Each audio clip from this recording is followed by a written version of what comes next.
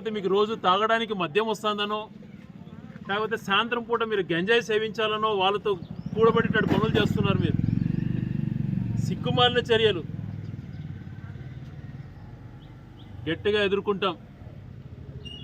గౌరవ ఎస్పీ గారితో నిన్న రాత్రి మాట్లాడాను, ఇప్పుడు ఉదయం మాట్లాడాను.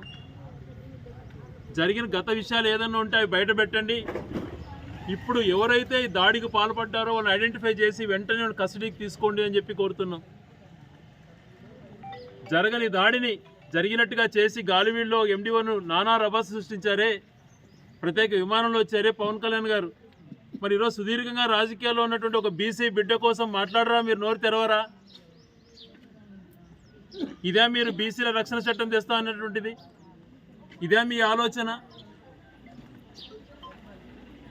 మాకు సేవ చేయడం తత్వంతో ఉన్నటువంటి వ్యక్తులం.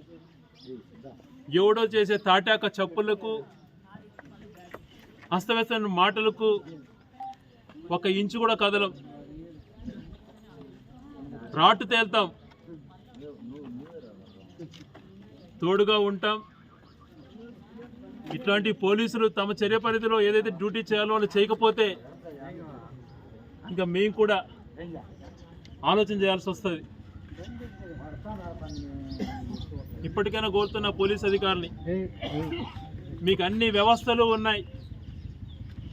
మారుమూల అటవీ ప్రాంతాలలో ఎక్కడైనా చేసినా కూడా గంటల వ్యవధిలో అరెస్ట్ చేసేటువంటి యంత్రాంగం ఉంది.